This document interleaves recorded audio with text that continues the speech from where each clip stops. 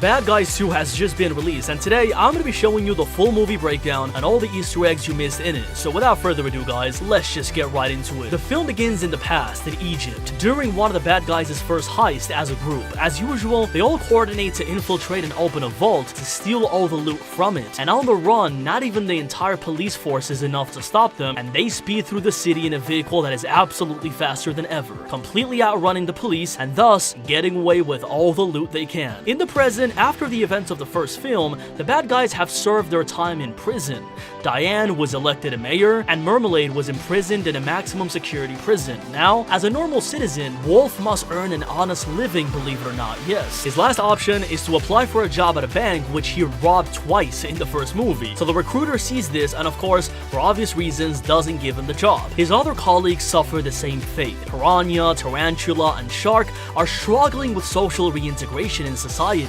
After all the bad actions that they did in the first movie, it has left an undeniable mark that has made it difficult for them to lead a normal life as they would like. Snake is the only one who leads a much more relaxed life in comparison to the other guys. On television, the good guys see that there is a new bandit who has stolen several things in different robberies, but there is something special about him. He uses the same modus operandi as the bad guys used to do in the first movie, and even completes his robberies with a distinctive mark they had in the first movie as well. This new bandit is known as the Ghost because he's impossible to track. After this, Diane, during one of her training meetings with Wolf, asks him to be patient, as people really want to trust them, but they all need a reason for it in the first place. Wolf instantly understands the reason. If they help capture the Ghost, he knows people might forgive them, and they will get the second chance they so desperately crave.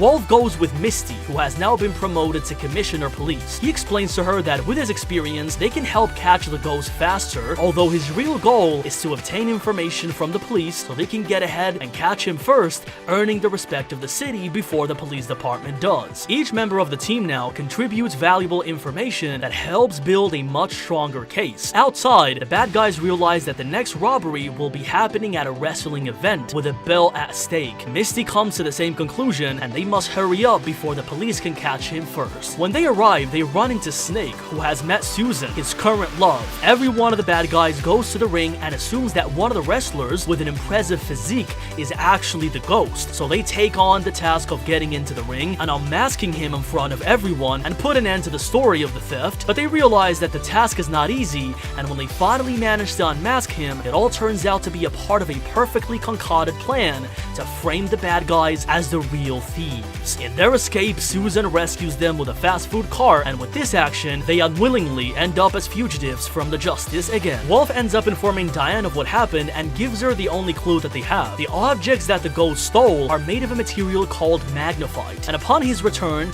Wolf finds that all of his companions have been sedated. As it turns out, Susan wasn't actually on his side, and she betrayed him. The bad guys are tied up, and the new trio of villains, Doom, Kitty, and Pigtail, are introduced. Kitty, the leader, shows them an incriminating video of Diane from her days as Crimson Paw back in the first movie. Kitty threatens to broadcast the video to the world to ruin Diane's life if they don't cooperate, since now she's the mayor. Ghost tells them that they're looking to steal a space rocket that's set to launch in 3 days. All the bad guys have to do is help them steal a bracelet worn by the rocket's owner, with which they can control absolutely everything, including the launch of the rocket itself. With no other option, of course, the bad guys agree in order to prevent the video from getting leaked. The plan is to infiltrate a wedding that's about to take place so Wolf can get a hold of the bracelet. Everyone follows the plan to the letter, and Wolf arrives to the wedding posing as an oil tycoon, since the rocket's owner only talks to people his smart glasses tell him are worthwhile. Tarantula hacks into the system so Wolf can have a conversation with him, but just as he's about to talk to him, something happens. The man we see at the beginning of the film appears, and due to his fear of being discovered, Wolf loses the chance to take the watch. And another problem that arises is that due to the carelessness, the bride received a tranquilizer dart too, and the priest gets knocked out thanks to Shark.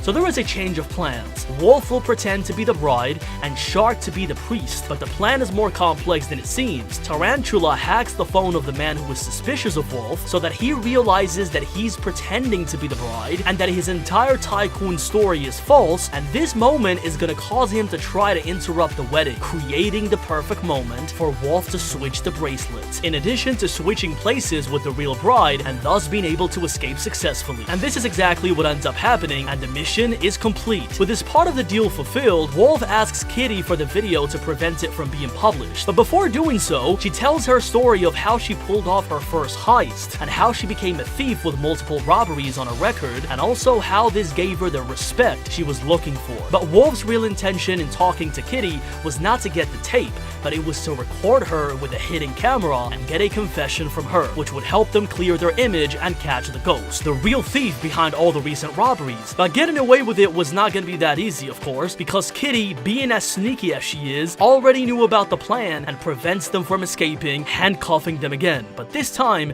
things are a bit different. Everyone is handcuffed with pure gold, because Kitty's plan goes far beyond simple ambition. The magnifite that she had been collecting was to create a magnet capable of attracting gold. She leaves the bad guys hanging from high above. The rocket that they just stole is to reach the International Space Station with the magnifite and to attract all the gold on the planet Earth. Also, as part of their original plan, and because of the information that Professor Marmalade provided her, Diane, armed with the information that Wolf gave her that night when they were deceived by Kitty, she went to visit Professor Marmalade at the maximum security prison. He told her about the magnifite and its magnetic properties for attracting gold. But not only that, he had already received another visit before, and this visit was from Kitty. That's how she learned about this mysterious metal and its properties. As part of the agreement for Marmalade to be released for giving him that information, the mayor's video must be released, which would clear the professor of all charges. The problem is that if the bad guys turn off the magnet, the video will start uploading, and if they activate it, it will pause. But in any case, the police are already on the way. The bad guys try to stop the upload, but they fail, causing the video to be posted online everywhere and the entire city to find out who Diane really is, Crimson Paw.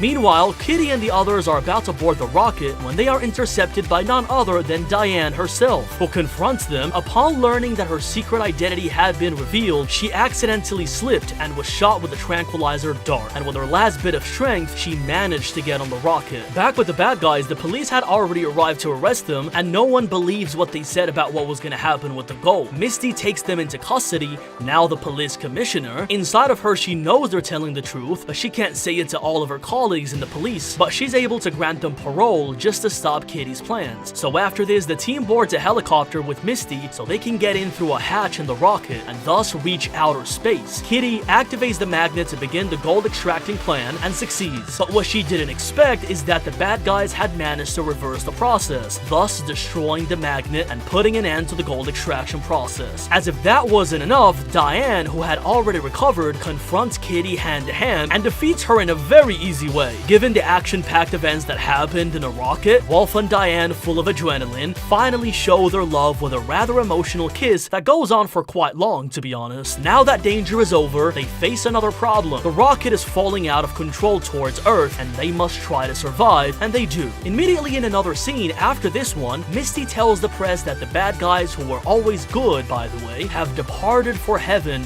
along with their ex-mayor. But in reality, it was all part of a bluff, so they would be left alone and get the second chance that they always wanted. They're all invited to join a new secret squad where they can do what they like the most, but now working for the good side. In the post-credit scene, we see that Professor Marmalade, who was freed thanks to the video, is stranded in space when he was attracted by the gold magnet. But he's not lost at all. It was all part of a master plan, and now he's free to go back to Earth for more evil plans for a possible third movie. And this is how The Bad Guys 2 ends.